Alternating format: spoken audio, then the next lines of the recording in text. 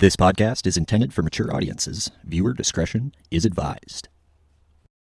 Honestly, dude, I never thought I would have the John Cox sitting in my garage in the state of Minnesota. This happened so fast, and this is such a cool opportunity. So I really appreciate you taking the time today, man. It was meant to be. I mean, I think it was. I mean, it really was. It was last minute. You know, you called me. It was like, man, I'm going there anyways, and yeah, I mean, this is perfect. Well, this is the Bass Galaxy, and I think the universe has a mysterious way of working, and you could probably attest to that. When I called you, I think we talked yesterday, you were a little tired from gator hunting? You were gator hunting. What? No, I called you yesterday, you're gator hunting, and, well, you got done gator hunting, and you were school shopping. Yeah. So you went from gator hunting to school shopping to flying to Minnesota. Yeah, actually dress shopping with my kids. They're getting ready for homecoming. And, man, talk about a nightmare. I mean, you go in there, all the dresses are so tiny, and like, you know, it was rough. I'm not gonna lie, it was rough. Lost a little bit of sleep last night about it, but yeah, I think the girls hopefully pick out the right ones, and they're better at patterning dresses, is what you're saying? Yeah, and I just, I'd have to go and like, okay, what size is that? Okay, here's a medium. Extra small is just not going to cut it. There's just not enough material, and yeah, it was just every size she says you're like two sizes two bigger. sizes, and it looks so much better. I think that might be where girls mess up on their dress shopping. But I'm learning this now. Absolutely, and I think it's it's okay to go a little bit bigger size. It looks classy. It looks good. I'll be honest. Little House on the Prairie look is like more for me. That's what I was trying to tell them. Well, like you got to bring that trend back. I mean, it's going to come back around at some point. We're going to be putting on slacks or whatever they used to do, right? Yeah, right. But when you and I were talking about gator hunting, I guess like how I pictured gator hunting was like with, more heavy artillery. But you said you're like, yeah, no, we were up to like 3 and 4 in the morning and casting at them, and I'm like, wait. Yeah, I mean it's so we don't know what we're doing. It's kind of new. I mean, I did a long time ago, and kind of me and Keith Carson had an experience, and we killed this giant when we couldn't even really get him into the boat. He was so big, and it was kind of like killing a dinosaur. So it kind of took a break from it. It was kind of just it was too much. We were like maybe 19 or 20, and my brother-in-law started going again, and he wanted someone to go with. I was like, hey, this is cool. So now my father-in-law goes. So it's kind of like the men, we all go out, and honestly, I mean, the hunting park's cool, but we're all just looking forward to, the 2-3 a.m. Waffle House trip. That's what keeps it's like, it's time to go to Waffle House. So that's the tradition? Yeah. So it's something about when you go in, and we actually brought my wife for the first time the other night to try to get some video of it, and she's watching us, and she's like, you guys are just so weird. You got your headlamps on with your red lights. You guys are like, you see eyes, and you're all excited, and you run at it wide open. You were trying to snack, and like we were, and she looks at us differently now, but it's a really good bonding. Absolutely, time. Yeah.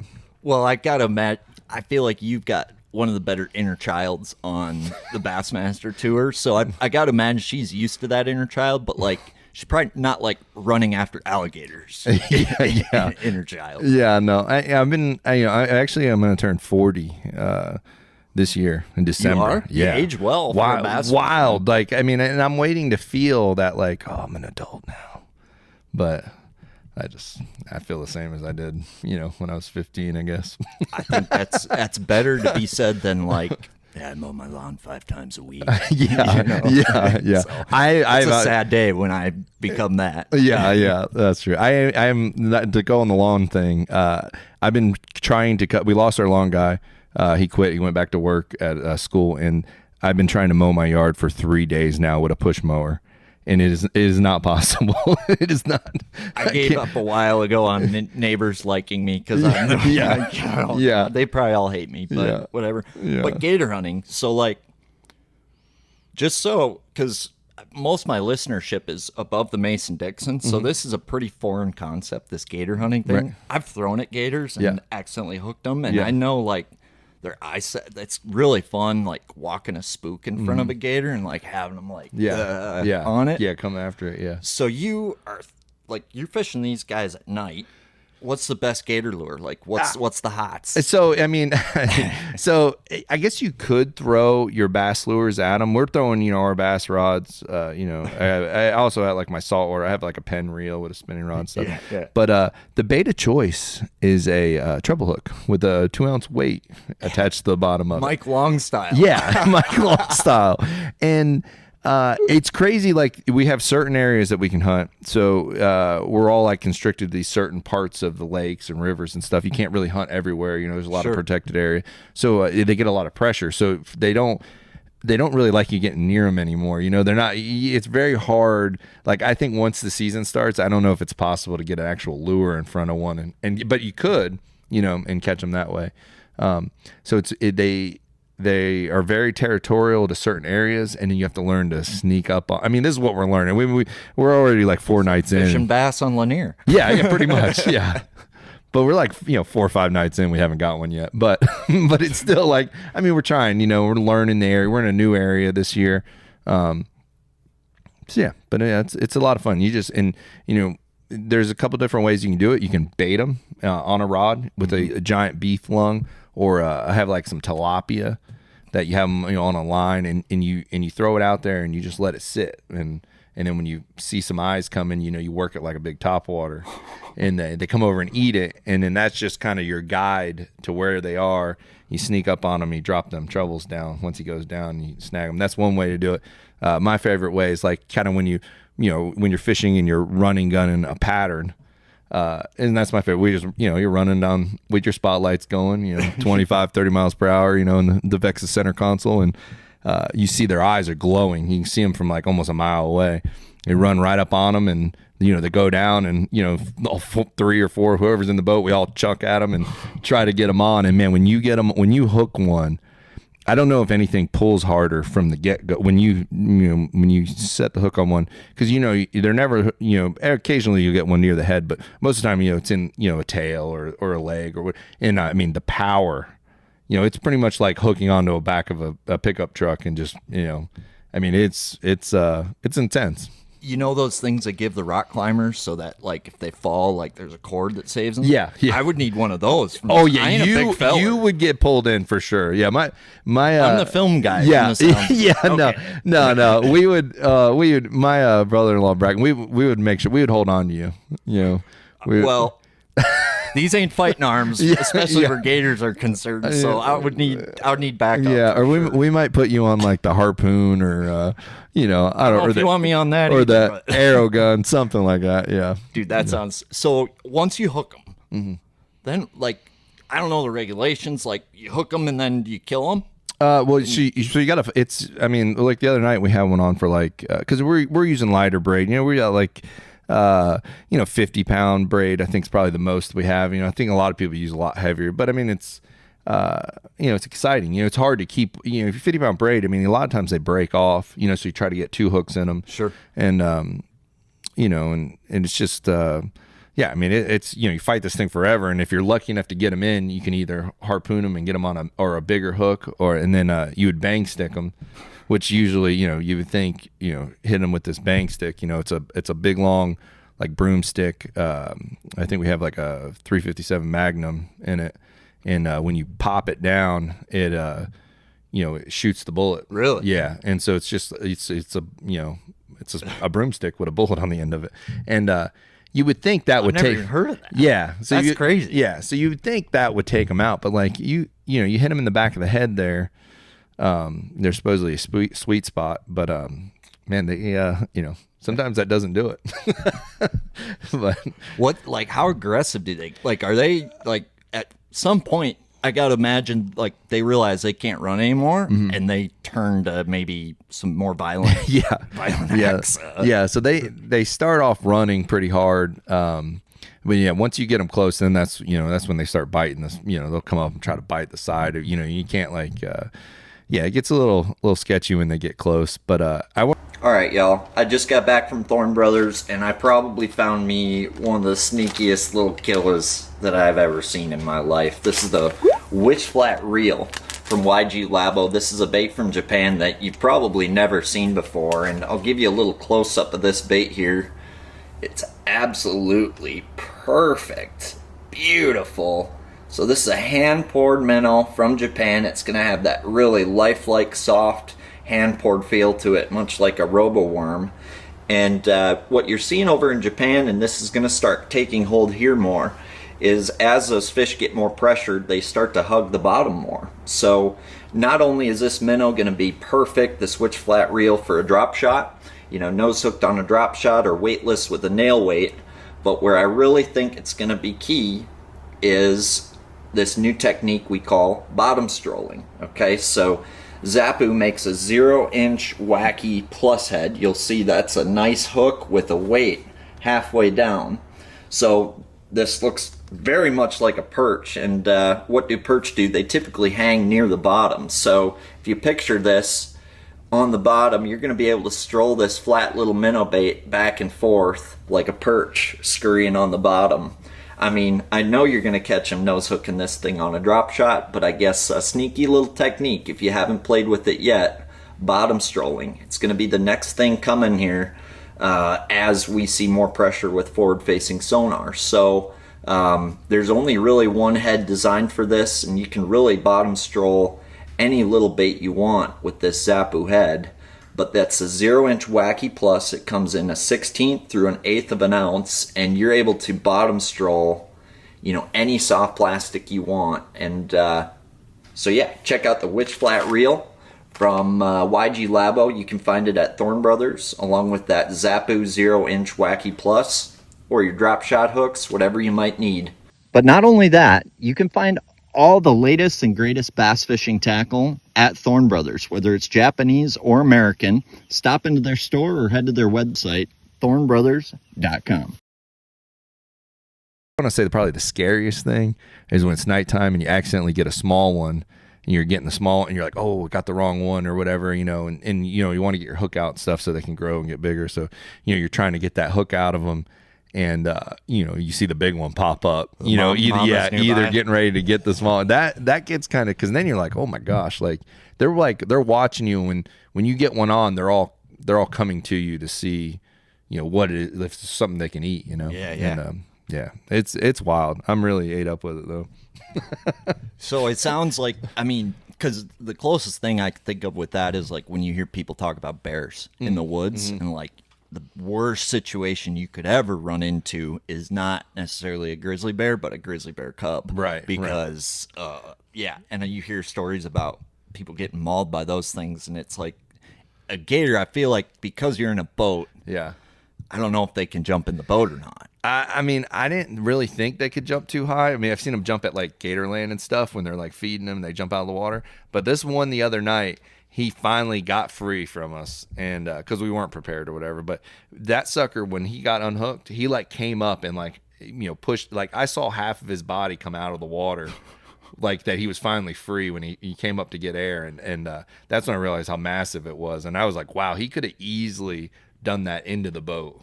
Yeah, I mean, no problem would have, you know, but because they're fast, like laterally, right? And so like if you are like faced with a gator and you have to run, you're supposed to like zigzag when you run, right? Supposedly, yeah. I think if you're on land, you're probably okay. I would guess. In the water, you don't have a shot. I mean, they're just so fast. Like, I mean, it's unreal. Like even when you hook one or you miss one or whatever, and then you see them pop up, you know, a quarter mile away, you're like, how? That's got to be a different one.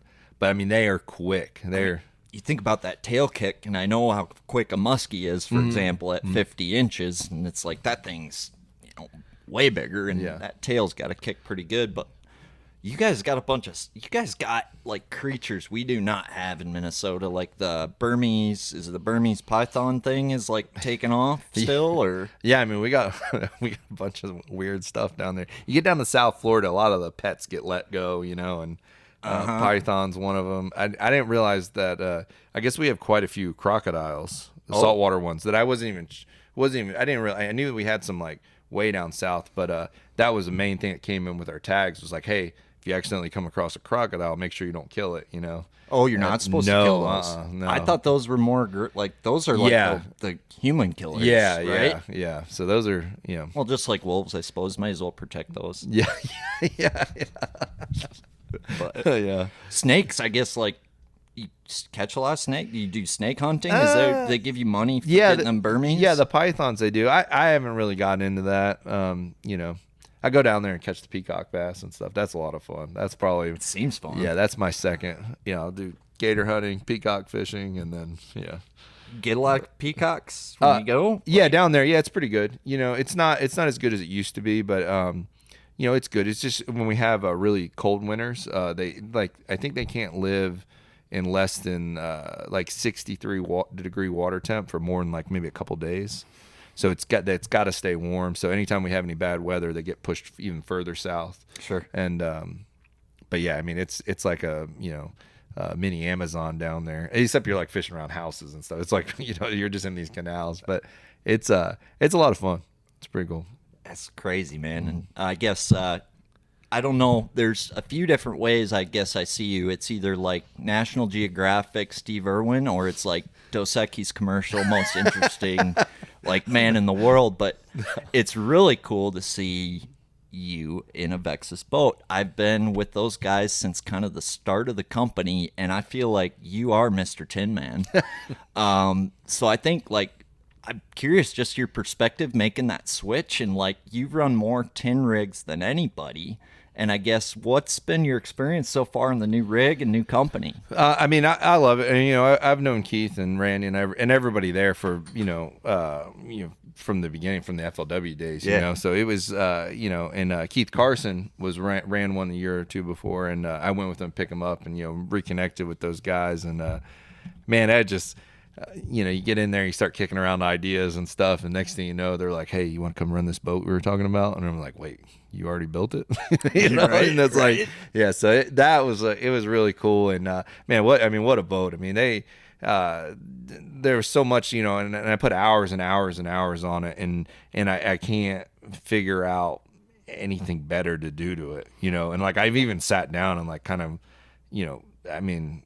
I just can't find, they did such a good job on it, and the ride's incredible. I mean, a lot of times, in your aluminum boats, you can't like get a lot of trim out of them. They want to, porpoise and stuff. And man, this one I'm able to, the new AVX 2100, I'm able to run like 30 miles per hour, jack plate up, trimmed up, and I'm running in no water at all. It's as steady as can be. Yeah. It's I've been super impressed, super stable. I mean, I was worried that with a little more V in it, for it to ride better. I was worried, getting back like over beaver dams and stuff like that was going to be an issue.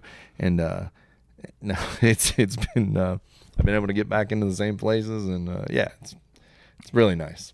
It's been that was probably the mind-blowing thing to me, even on the glass boats, how shallow they draft, because it's a little deceiving with that, pad bottom, Right. little extra V. But definitely you can get about anywhere. I think a Cox could go legally with a tournament rig, right, without Right. needing a jet or a mud. Right. But I guess the thing that I've noticed, and you don't notice it until like you sell boats for like a number of years, but like those little details in a boat, like if you aren't looking at boats every day, you miss them. But Right. like for a guy like you who spends, more hours than most human beings would in 10 years, in 1 year on a boat, you probably notice like just their attention to detail and how they put little extra cost into little things Right. that other companies would cut corners or skimp out on to get Right. that price right.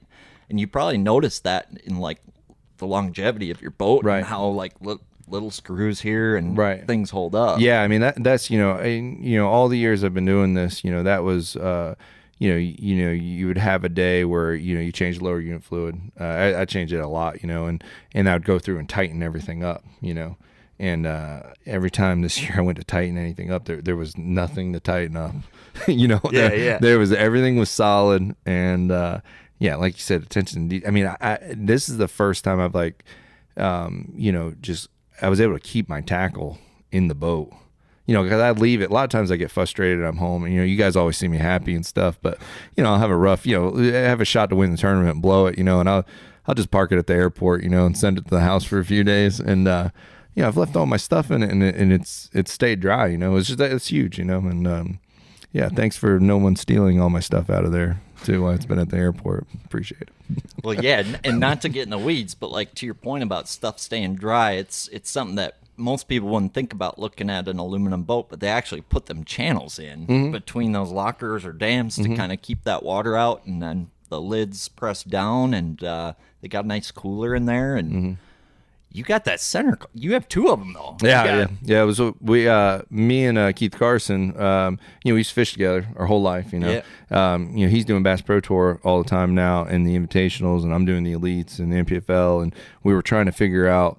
We don't see each other, so we're like, man, let's do this. Let's go do this redfish thing. It looks cool. People are like, oh, that's right up your alley. It's a lot of fun. It's not really right up our alley. We've taken a whooping all season, but it's been so much fun. And we've been taking the ACX 2210. I got the big one, and it is just. I've taken it all over Florida.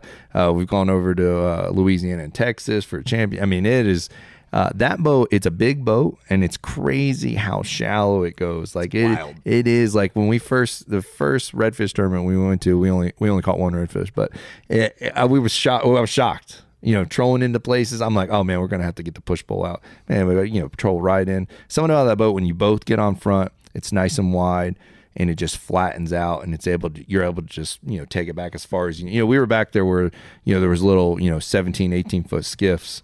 And they're like, how'd you get that back there? And I'm like, man, this thing floats pretty shallow. Yeah. Closed cell foam flotation. Oh yeah. It's that was that boat's just a really great boat. Especially like I think when I retire one day, if I ever can, before I die, and that's the boat I would want.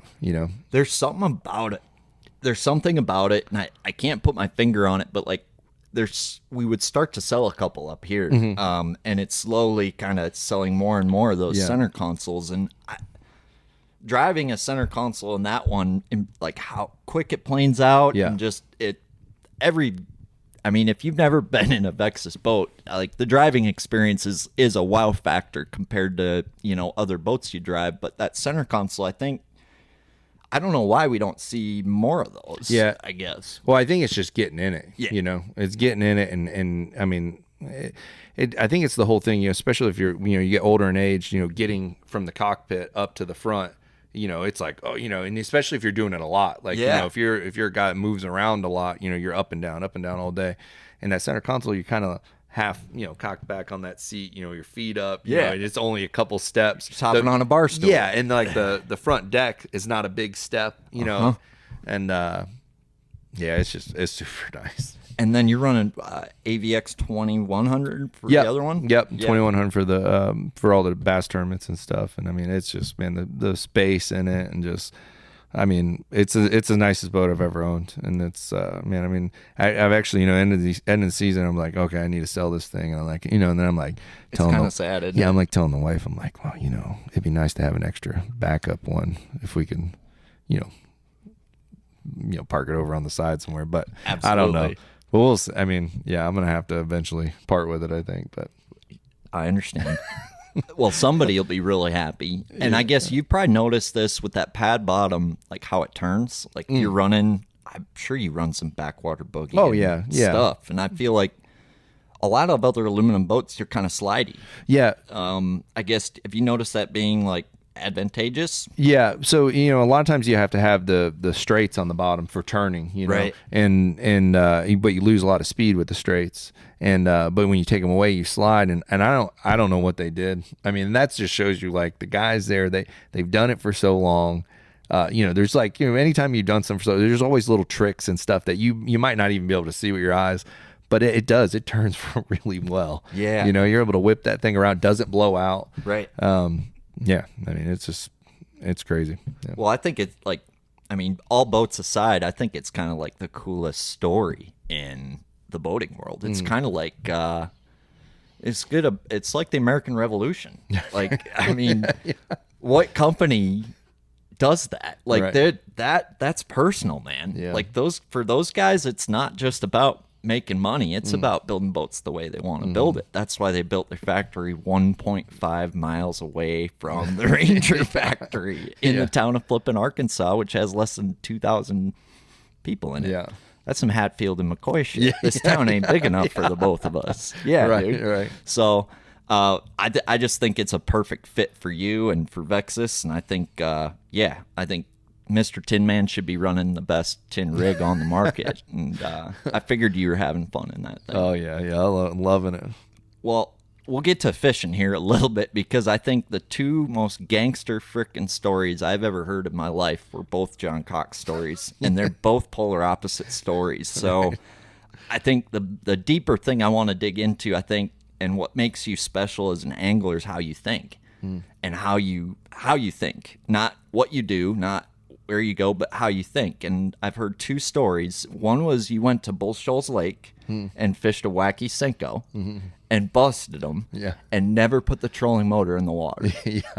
And the other one I heard was on Ozarks or a lake nearby where you top 10'd an event or something, and instead of putting the trolling motor in the water, or instead of not putting the trolling motor in the water, you put the trolling motor in the water, accidentally banged into a dock, saw something come out, and most people would be like, oh, this is a good dock. But instead you're like, run your boat into another dock, run your boat into another dock, run your boat into another dock. And the reason I think that's so cool is like, those are two lakes where I've been to Bull Shoals the time of year they were talking, and it was like, no, we got to burn a whopper plopper down a bluff wall so fast, and you can't catch them on finessey stuff. You can't do it. Right. You got to do the big.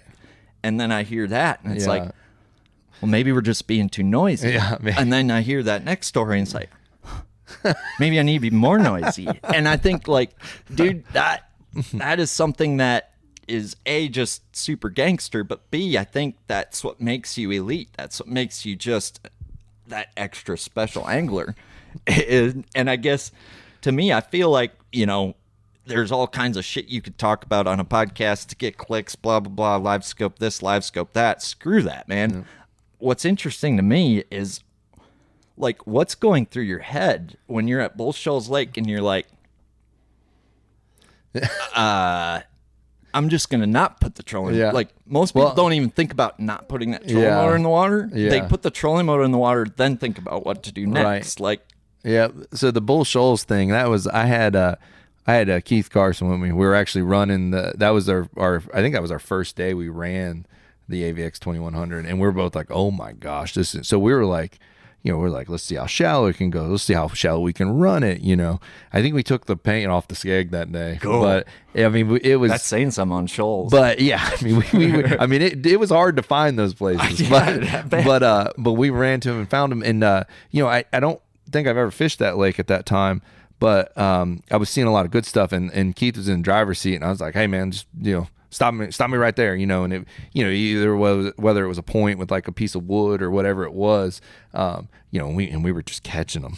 Like we were just catching them. Like every time I saw something or Keith saw something, we'd shoot over there. We wouldn't even put the trolling motor in, and we'd catch them. And I guess that wasn't typical there, but no, that's not typical. But yeah, we were like, this lake's great. Like this is, you know, but we haven't been back since to fish it. But I mean, it was just.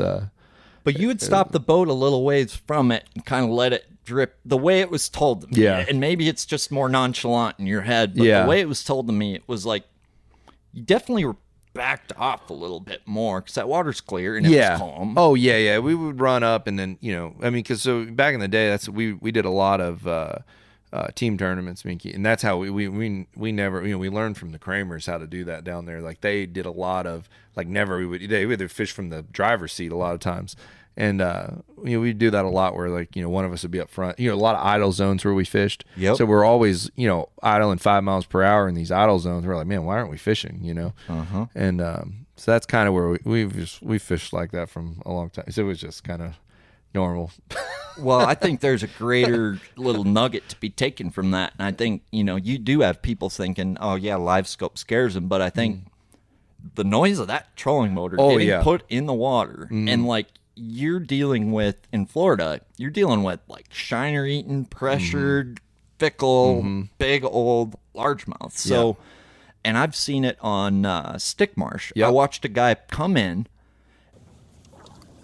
You probably got a live scope, but I bet you don't have the scoping rod from Vocelka Fishing and Custom, designed to hit those targets right on the noggin on that live scope, whether you're fishing a 3-inch minnow all the way up to a 6-inch minnow, from a 1/16 ounce all the way up to a 1/4 ounce. This is the perfect mid-strolling rod. Visit VocelkaFishing.com. Check it out today. Scope straight or scope home, ladies and gentlemen. All right, this is a sneaky one here. Have you guys heard about the little minnow technique? You probably have. You probably heard us talk about it. But what that is you're simply strolling or fishing a slightly smaller minnow than kind of what's on the market. This has really become popular in Japan. And Thorne Brothers recently took on this brand. This is a new brand from Japan. It's called Galapagos Fishing Tackle. And the owner, it's a one-man deal, and he's a guide on Lake Biwa, absolute hammer. And he designed what's called this high roll. So this is a 3.5-inch little bait, and you're going to notice on the forehead of this bait there's a little notch there for your ball head or for your jig head. And what that's designed to do, we've really grown fond of this decoy standard head for that smaller minnow. A, because it's got a light wire hook that doesn't bend out. There's a lot of these smaller minnow heads that hook will actually bend out on you. Or the hook's too heavy a wire than you're wanting to do with this kind of dainty presentation. So you'll notice there's a notch in the forehead for your ball head, but there's also this channel right here down the middle to help you rig that ball head perfectly. And what that's going to do is going to position that bait so that it rolls really easy. And then you'll notice there's a notch down the tail, so that tail's going to have a little quiver and kick to it as you're rolling it through the water column. So the mooch minnows become very popular. I'd highly encourage you have some mooch minnows, but when you need to shake and get that roll out of the bait, I think you'll be very fond of this Galapagos High Roll 3.5. They come in a variety of colors, and that decoy ball head really makes a difference in pinning that fish and getting them in the boat. So couple that with the Vocelka Fishing and Custom strolling rod, and you're ready to go scoping, baby. Scope straight or scope home. But not only that, you can find all the latest and greatest bass fishing tackle at Thorne Brothers, whether it's Japanese or American. Stop into their store or head to their website, thornebrothers.com. And we were fishing, the flats and the ditches outside of this kind of spawning area. Right. I watched him go in there, and I watched him pull down and just sit there and not even cast for like 2 hours. Yeah, just let it get like all settled. And then all of a sudden he just walks up the front deck, makes 2 casts, hooks like the biggest bass I'd seen in a long time. It jumps and gets off, and he just starts the boat up and leaves. Like, wow. He missed Yep. he missed my shot on my deer. Yep. And I guess us Minnesota boys, we don't have a clue in the world about any of that stuff. And like, what are some things you've learned with that? And I guess, can you speak to like that whole conversation of being quiet? Yeah. While, like, how big a difference does that make? And is that a thing somebody should do for 10-pounder down Yeah, there? yeah. I mean, I think it's anywhere you get a lot of pressure. I mean, we've even seen it with the gator hunting. You and with like, you'll have a gator 500 yards from you, and you just pulling that trolling motor up and it going in to lock in. I mean, they go down, or like as soon as you hit the button, and I mean it's quiet as can be, and I don't know if they can feel it or sense it or what, but I mean the bass is the exact same way. I mean there's been a lot of the older I get, the more when I get around them, it's like, okay, I need to stay off the trolling motor, and kind of coast into them, let the wind take you into them, let the current take you to them, and I mean nowadays with all the sounds and everything, I mean that's why I cut all my stuff off most of the time. Really? Yeah, I cut everything. cut the graphs off. I don't want, I run side scan back there, and but I cut it off and just be as quiet as can be, and it makes a big difference, especially when, I mean, gosh, you could be on the wind and fish, and they're just so pressured that, that Talk about something that most people probably overlook. They go into some backwater, you know, you throw a swim jig around, you got the trolling motor on 4. I only got 1 bite back here, maybe 0. Yeah. What are you doing? You're probably writing that cove off, you know what I mean? Right. Yeah. Well, normally you would, but that's kind of what I've done, you know, for a long time now is a lot of those places. Like when I go into my practice, if it's all the right stuff and I don't get bit, I kind of get excited. Really? Yeah. I'm like, well, they could show up here or they're here and they're just not, that window's not right. And I almost get more excited to not get a bite or to get 1 bite. In practice. Yeah, because you know, if you go into a place, you're like, oh man, I had the best practice day ever. You know, you're so right. Yeah, you got like 10 other people had their best practice ever in there, you know, and it's just always, those are the times I get excited when I get either 1 bite and I either know they're getting ready to show up or they're there not biting. That's when I'm like, oh man, it's going to be a good week. Dude. And that to me is like, what makes you an extra dangerous, extra OG gangster bass fisherman, my friend, and an extra special bastronaut. But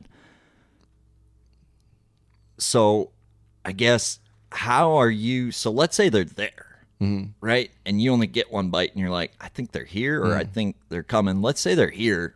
And it's like, how do you then maximize, like, because you're kind of just feeling it out in practice, right? Yeah, and that's the thing too. You know, I don't really know. It's kind of like a guess. I mean, that's just what we're all out there guessing where they're going to be, what are they going to bite, and then you know whoever makes those adjustments first and all 4 days wins the tournament. You know, and yeah, I mean it's you know I don't even know, man. Sometimes I'm just super lucky, but other times you know it does.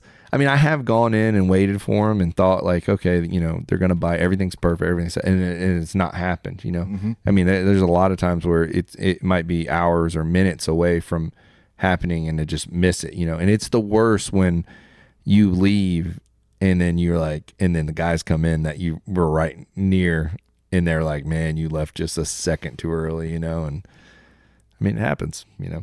Well, timing, I think, especially when we're talking pressured fisheries, is everything. And I think that's one of the hardest things to get right.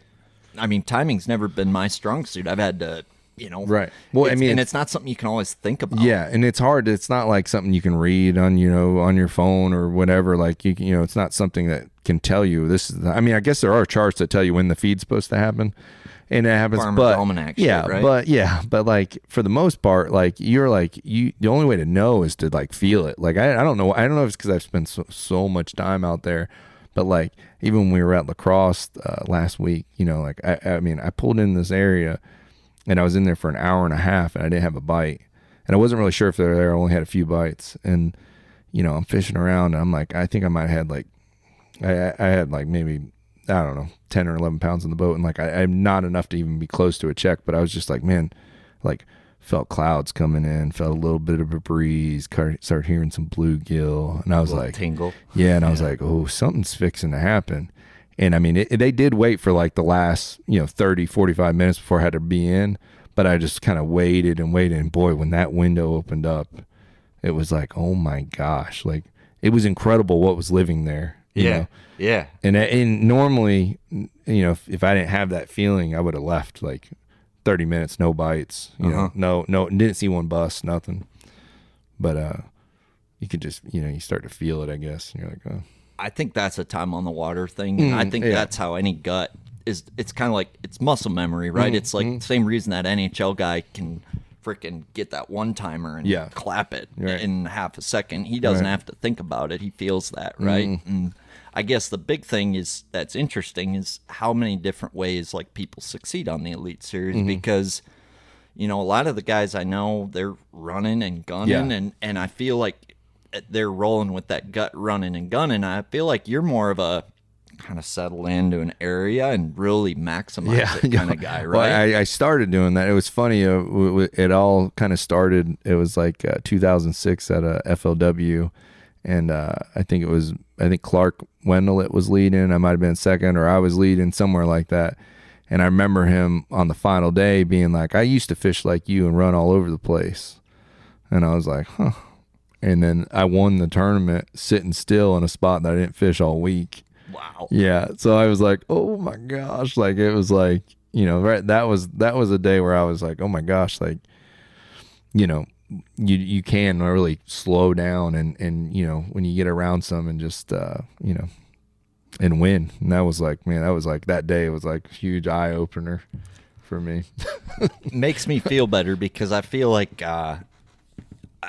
most of the success I've had has been fishing slow and really maximizing either one or four little spots throughout a day. And I feel like I've been kind of changing my style a little more runny and gunny, and I don't know if it's worked out better for me or worse, but it's nice to see that like you can be successful on the pro level doing it the way you want to do it. Right. And you're probably licking your chops going into the next couple seasons, but yeah, I mean, I enjoy every one of them. Anytime we have a schedule, I try to think, I'm like, oh man, that'll be good. And some of them I don't know, I'm like, man, I haven't been there and since I was like 20. And I like it all. But I think that's the thing to be said is when, whatever you're comfortable with, whatever in your head, you got to be a little crazy to go and do this anyways, because you got to think you can win every time, and I mean, you don't. Nope. You don't even come close, It's losing a sport there. Yeah. So, I mean, whatever you feel like you're going to, I feel like that's your best chance, because if you're not feeling it, you're wasting your time, Well, I feel like you're a guy who has like done John Cox things in places where people didn't think it was even possible to do John Cox things, and I think that is probably the coolest part. Like from a smallmouth on St. Clair or that kind of deal to anywhere you go.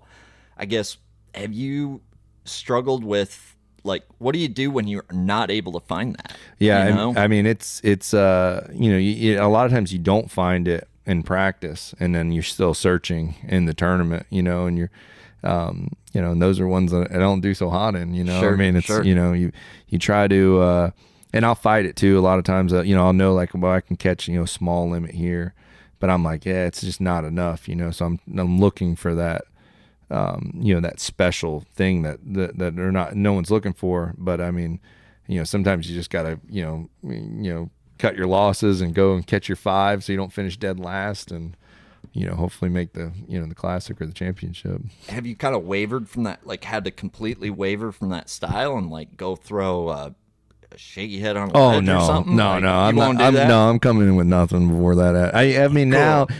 now I'm at a point, like when I was younger, I tried, like, I'm like, oh my gosh. And like I had my travel partner, Benji, he really rode me about, you got to get 5. What do you mean you only got 3 today? Or you only got 4, so like that really helped me, like, make sure I put 5 in the boat. But like, I'm going almost to that last hour, and then I'll be like, okay, I need to slow down somewhere. I need to just get 5 that will measure, just so I'm not completely out of it the next day. But yeah, but you're not afraid to suck. I think that's probably the most badass thing. I think most anglers are like, I think it's the fear of sucking is why you're not, like, for me, that's why I probably like I'd have a hard time with that, because like I can't get myself to be okay with sucking. Yeah. But like you fish enough tournaments where it's a different mentality. You just know you're going to hit. Yeah. It's eventually, hopefully. Well, you're playing the numbers. Yeah. You're playing the odds, Right. and you realize that nobody's really trying to look for what you're doing. When it hits, it's going to hit hard, and it's going to hit good. And what's amazing is how consistent you are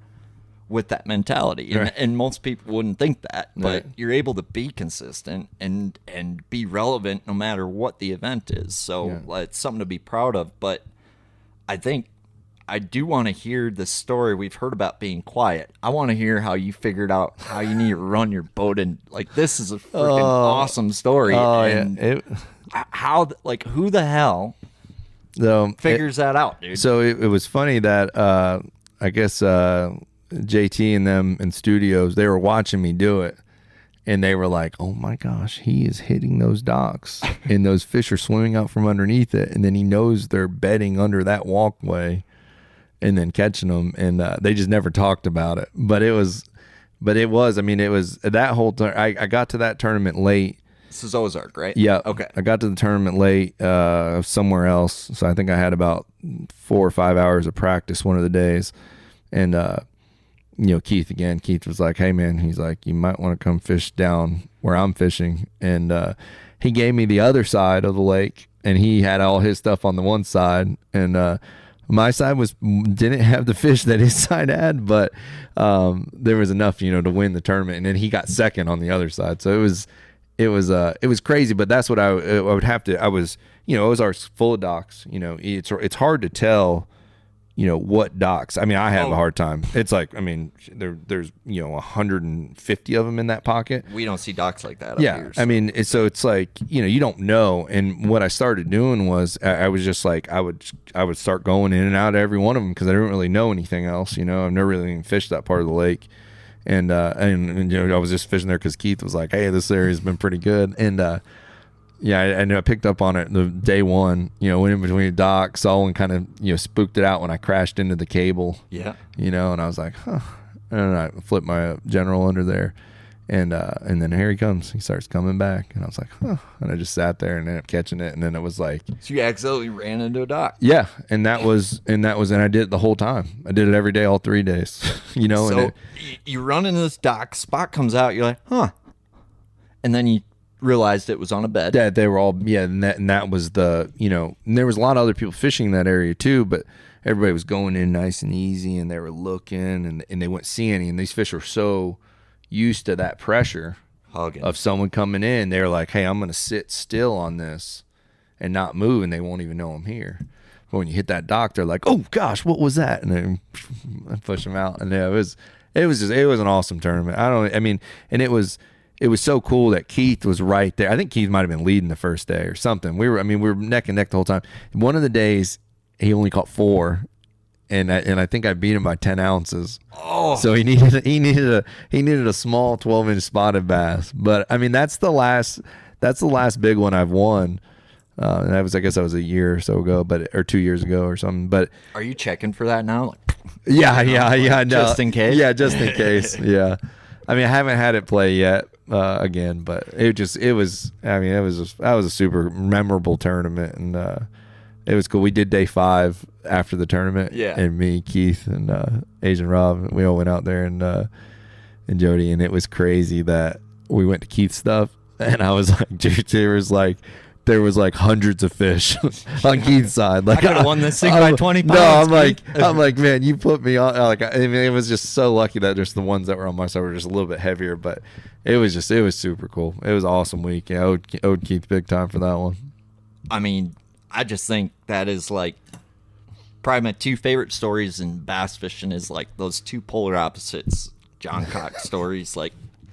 And to me, it's paying attention to those little things. I think we all get caught up in the rat race. You know what I mean? Mm-hmm. And I think we get kind of in a rush or in a mode, right? And like we maybe miss little things like that. And I think for people who are listening who want to get better at fishing or want to I don't have $80,000 to buy X.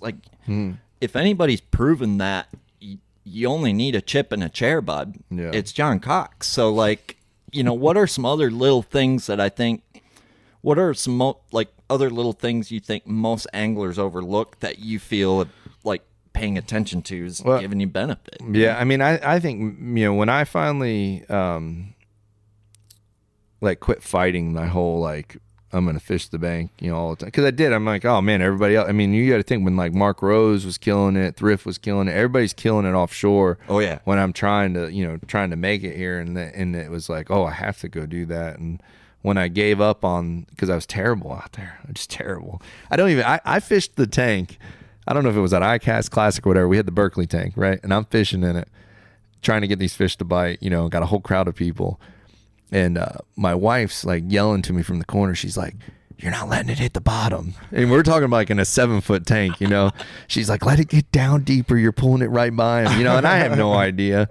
But even in that tank, I couldn't fish that deep for some reason, Which doesn't make any sense to me because you fish a general a lot. Yeah. And if you fished a 1/2-ounce jig you fished a general shallow, it would be probably hitting the bottom fine. Yeah, I don't know what it is, but I don't think you need to question what it is. I don't think anyone needs. Doesn't matter what it is. I think it's maybe the greatest blessing in the world that you weren't hitting the bottom in that. Yeah, right? I guess so. Yeah, I don't. Yeah, I don't know. Yeah, it's been working out really well, and I don't know. I mean, I think the main thing is that like I love every day I go. Every day I wake up, I'm like, man, I'm gonna get to go do this again. Like this is freaking awesome. Absolutely. You know, and even if I'm not catching them, you know, go to some and I know I'm getting spanked and I'm just not on the right fish or anything. And man, it's just so cool to be out there. You know, you think of how many sunrises and sunsets you get to see. Like, I mean, it's pretty epic. Absolutely. And I think, you know, this has become a very generalist sport, and I think you're one of the specialists that's still proving that it can be that way. And I guess to me, talking about, you know, paying attention to little things that other people don't, I remember you and I talking on the way here about Chickamauga, and you're talking about how they're getting on these little tiny spots. And it's like, what are you paying attention to? And you're telling me like the sand is and the grass is just like a little bit different. Yeah. I mean, I think it's pretty much the same as like when you fish deep, you know. Yeah. There's such like, I mean, I haven't even got to experience as much deep, but the little bit times I have, I'm like, wow, you know, those same kind of spots are up shallow. Yeah. You know, and I think you know, keying in on some of those, you know, you really like, you think like, man, there's no way, you know, you caught that many fish in that, you know, in that little bit of water, but you know, they just show up on it and keep moving and stuff. And I don't know, that's something I like, and I enjoy being able to see them, you know, and even if not spawning necessarily, but just seeing them up there and seeing them act like around the bluegills and stuff. I mean, it's just, you know, it's like looking at a big aquarium, you know. Absolutely. That's kind of what I do at home a lot. I feed the fish a lot. Really? You know? Yeah, I mean, that's what I've done for a long time. I don't really get anything done when I'm out there, but it's just neat to see them, you know, how different bass act different, you know, even though they're the same. Absolutely. Yeah, it's great. It's pretty crazy. Yeah, and it's weird how, and you've probably noticed this billions of times, but like how you'll be out and then, you know, this little spot, you cast here and you catch them, or, you know, I'm throwing a little heavier or a little bit light or something, and I'm wailing on them and you're not, I guess, which would never happen. But No, it won't, trust me.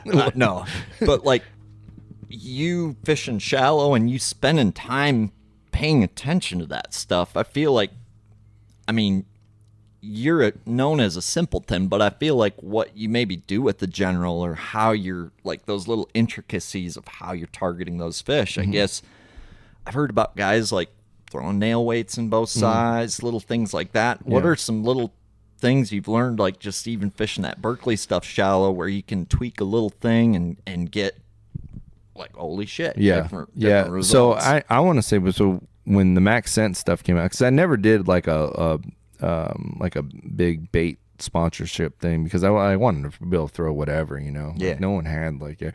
But when Max Scent came out and I started playing with it, I was like, yeah, I'm in on this. Sign me up. Like, yeah, it was just, the fall was different. It was faster.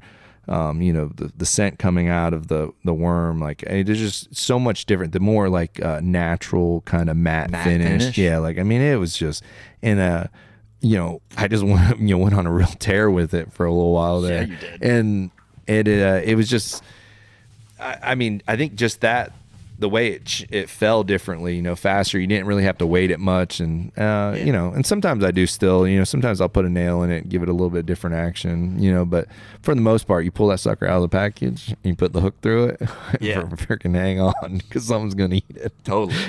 You like 5-inch one mostly, right? No, so at first I was huge on the 6-inch. Yep. You know, being in Florida and stuff, really enjoyed that, and then the 5 definitely, you know, caught a lot of fish on it. More up north here, you know, I'm gonna go more for and then the 4 is, I mean, the 4 changed my life. You know, I stayed away from it for a while. I was like, man, it's so tiny, but man, it sinks fast, and they love it. Like, I'm like begging them, like, guys, please let us get one in between the 4 and 5. 4 you know, and a half, sure, yeah, sure. like, I mean, just, you know, just a little bit bigger for when it's a little windier, because I'd have it for sure. Because at 4, I mean, there was a number of years on Tonka. We call it the jigworm up here in Minnesota. Oh, yeah. Before the Ned rig came out, like, growing up, I think Minnesota is probably, there's one thing Minnesota's famous for inventing, it's probably the jigworm. Yeah. And a little 4-inch Max Scent General on a little 3/32 or 1/8 ounce head on the weed line was pretty dynamite. But the bait almost seemed a little light to Yeah. throw like just on a wacky rig or something like that. How are you? Well, that's what I thought it was. That's what I thought too. It was too light, but I mean, I'm still whacking. that's what's good about it. Yeah, and it falls a lot quicker than you think, especially when you put it on some 6 or 8. I mean, Sure. it falls quick, and I do a lot of just nose hooking it too. I mean, I do that with all 3 sizes of the general, and just nose hook it. yeah, just kind of like, you know, I don't know. That's some sneaky stuff. Maybe we should cut that out. No, We I'm just can kidding. No, cut I'm just if kidding. you do want. No, but that is something that I do. Like, We do that with a fluke up here. yeah, right. So that's kind of where I was like, you know, I'm like, so we have the jerk shad, and I'm doing it with the jerk shad, you know, max scent and stuff. But that general just, you know, I mean, it just catches them, you know, and I just. Are you walking it more? Is it? 'cause Oh it yeah, gets you that can. more Yeah, action you out can of it? walk it some too, but I think it's I think you can maybe, you know, like you would work a jerk shad or fluke or whatever. You can get it going quick and then you can kill it. Yeah, you know, and I yeah. think that's the whole thing is when you're killing that thing and you know they're grabbing it, and I don't know. I mean, I still like try to walk ponds and stuff. Like when I'm traveling, I see a pond, you know, I'm at a rest stop or whatever. I'm Yeah. gonna go over and fish it, and that's probably my go-to number one pond, deadliest. So you want to go catch a bass and you got 5 minutes, you know, on your lunch break, smoke break, whatever it is, that 4-inch general either hooked in the nose or wacky, you could go anywhere and you're going to catch a bass on it. Sure. Well, I've noticed in Florida, a fluke is just dynamite in Florida. Yeah. Or that's like pop, stop, Yeah. let it sit. Yeah. And then for nose hooking, I guess the reason we do that with a fluke up here is to fish it really fast. And Right. I guess every time I think of a general, I never think of fishing it fast. So Right. what would be the reason for nose hooking it versus Texas rigging it versus wacky? So my reason, because I am working it fast too, but yeah, you know, when you're Texas rigging, you know, I feel like I really don't Texas rig, and it might just be me, unless I'm throwing like either straight fire line, or if I'm throwing like a 10-pound leader, you know, sometimes on 8, but when I'm in that 6 and 8-pound, you know, fluorocarbon leader, I'm, you know, I want that hook open. I want to be able to hook the fish. You know, I don't want to have to drive anything into it. So it's a lighter line. Yeah. So that's pretty much what it is. You know? That makes perfect sense. Mhm. Lighter line. Okay.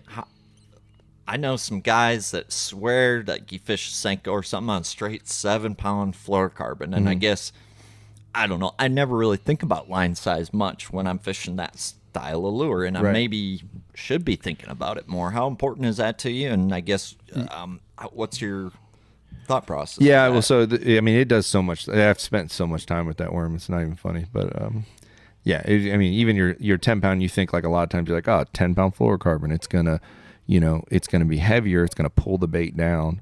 But a lot of times, even just the thickness of it sometimes slows it down. You know, compared to when you go to thinner. So like, Yeah. So someone, you know, throw it on straight 7. Yeah, I mean, it's probably gonna fall pretty quick. But man, if you think of you like sometimes a lot of times I get around grass, I'll do like straight 6 fire line. Think how thin that is. Oh, and how, cuts through that grass. Oh yeah, and think how fast it falls when just the straight 6. Like it is like it's falling faster than. Really? Yeah. So it's faster than the fluorocarbon. So I mean, Does Fireline float? I don't. not. No, I mean, I don't. I mean, I don't know. I've never like not six. had it on there. But I just know the diameter of it is so small. You know, it's like 2-pound fluorocarbon or whatever, 1 pound. You know, so it just you know sinks even faster. Sure. So yeah. Well, I do want to get fishing, and I don't want to hold your buddies up too long today. So I think we'll probably work towards closing this thing out, even though we could probably talk for hours. But I do want to dig in just because of I fish in Minnesota up here, and I think I watched you fish a video on, I think it was Tonka. Was it Lake Commandos? Was that? Oh yeah. With Panez. Yeah. Yeah. Panez whoops me every time, and it's for real. That's because he scuba dives. It's for real though. Wow. Everybody's like, oh yeah, you made it look. And I'm like, Panez. Let me tell you something about Panez. You better beat him if you scuba dove the lake. For Yeah, a bit. yeah. But let me tell you something.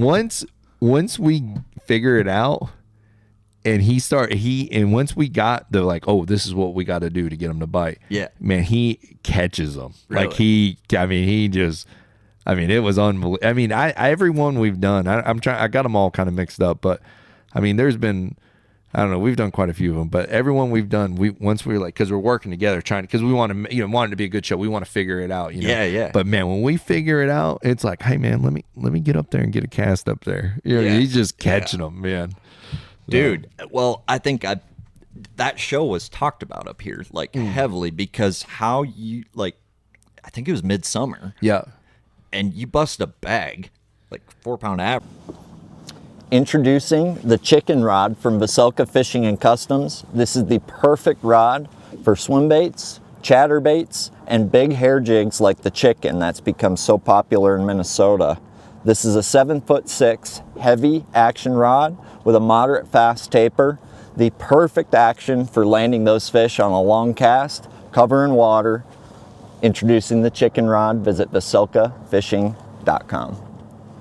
Or close to it. Yeah.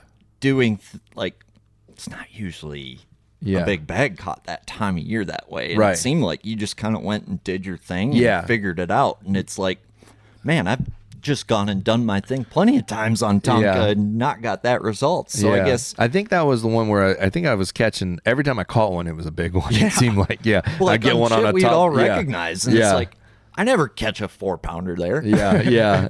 That's what that was neat because I think when we started that, the conditions weren't right for top water and throwing them and stuff, and I didn't get many, but they were.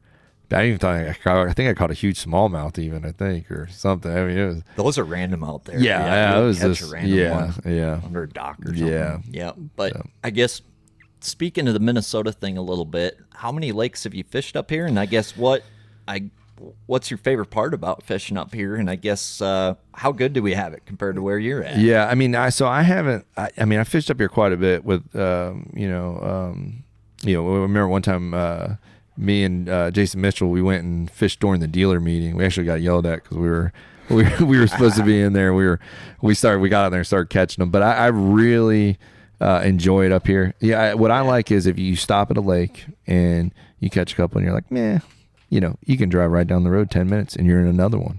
You can drive 10 minutes down the road to another one. I could spend every summer for the rest of my life up here and probably not fish all the lakes. I promise you. Yeah. Yeah. And it's cool. They're all different. Well, some of them are similar, but there's so many differences. And man, I mean, the fishing's incredible up here. You get a lot of bites, even this time of year. Florida's kind of so right now. And you can come up here and just catch them. Absolutely. Well, I did find one beat up Fritz side. That thing, if you get way north in Minnesota on some of those shield lakes, they're loaded with craw that look exactly like that. And I guess that's been one of my, thank you, John Cox. That's been one of my favorite little devils to hack the lake with. There. So appreciate the Fritz side, and I hope they keep making it for quite some time. Guys, I hope so too. That thing is saves me every year. Yeah, dude. And that seems to be that and the swim and the jig thing. I'm more curious when we get to the lake today. I want to see if you can get going on that. Yeah, because dude, that chunk is like every time I see people doing the shake, it's not with a chunk like that. And that chunk is very, the Maxent meaty chunk. It's very subtle. But the way that it's almost like the flaps kind of quiver when I'm popping it, and it almost looks like they're swimming. I mean, it looks like it's alive when it's coming through the water. I just need to see it in the water once today. Yeah. Yeah. You don't really see it in the other colors, but when you have white, which they discontinued, when you have the white one and then you actually can see, or you get, GoPro underwater and you're like, oh my gosh, those legs are actually, they almost look like spinnerbait blades. Like how much movement's coming off them. It's very strange. I don't even know how it does it or what, but it just. Was that something you figured out on accident? And did you do something a little different before that? No, pack a chunk before that, or no? So before that, I was more of either putting like a swimmer on there, or I was putting a crawl style where it was like where it was controlled, and I actually put that on. When Maxent first came out, because I kept pushing like, hey, we want action crawl, and and it was like, no, not yet, and now we do. Now we have the stank bug, which is really good, and the crud crawl, and both of those are great. And but I remember we were doing a photo shoot, and I put it on, and I was like, hey, we're on the St. Johns River, and I was like, man, fishing's terrible. Took 9 pounds of wind tournament the other day, and I caught like 30 something pounds on it swimming it for the shoot, like while we were filming, and I was like, oh, wait a minute. We might have figured something out here. Yeah. And it was, and I think I ended up winning like a couple tournaments on it, and it was just, I don't swim it as much now that we have the crawls, but I do still go back to it a lot. Isn't that the best feeling in the world? Like, better than sex, when you figure out, like, when it clicks, click, when it clicks, it's and that's what I enjoy doing. I mean, that's my most favorite thing to do, is go out there and figure them out, and that's like the most, it's just so satisfying. Absolutely. Dude, I hate to cut this short, but we have bass to catch. Yeah. And I guess I do think I need to show you one thing, and I have one thing to give you today. Okay. And they make 3 different sizes, but I think you deserve to have the biggest size. And that's something I've been playing around with around the house, and it's a big Cox. Oh, wow. Yeah, here. That's, you got one already out? out? Oh, wow. So, like a speed worm? Yeah. So, like, when you reel that thing... Come on. It'll vibrate your rod like a chatterbait. Wow. I knew you'd get a kick out of that thing. It's right up your alley. I'm going to go throw it today. I know you are. You're going to teabag one for me, Cox style. But I'll show you the little key to it. Okay. So it fishes like falls like a general, kind of. Right. But when you put the nail weight right there... Right. It'll backslide kind of more erratically. Mm-hmm. But and then... let it sit on the bottom like a general, and then you go maybe a little shake, and then a pull, and then some backslide right into that fish's face again. So I had a 5-pounder on it last night, but it just, I know Berkley will probably, maybe you'll like it, and Berkley will copy it a year from now or something. But yeah, I thought, as long as I get some royalties. I thought you'd get a kick out of that thing. So you're a guy who likes cool stuff, and I guess. It's a pack you can teabag, Nice. Yeah. 7-8 bass with it. Nice. So, dude, that's for you. Thank you for the T-shirt, dude. Oh, yeah, no problem. Thanks. So, dude, this was extra special. I'm grateful for this time, and I'm really excited to go watch you catch some Minnesota bass now. No, man, I'm ready to go, man. I'm excited. Last question before we go, because this is the Bass Galaxy. John Cox, do you believe in aliens? Yeah, I think I have to. Yeah, I mean, just there's. Well, you're from Florida. Yeah, so I mean, there's always crazy stuff going on. So yeah, I mean, definitely there's something up there and out there, and so yeah. Wasn't there some about like that Miami freaking like that mall? Oh God, I don't even know. I don't know. I heard there was aliens in Florida. Anyway. Probably. This is John Cox. He's the most gangster shallow water bass fisherman of all time, and this is the Bass Galaxy. Checking in, checking out.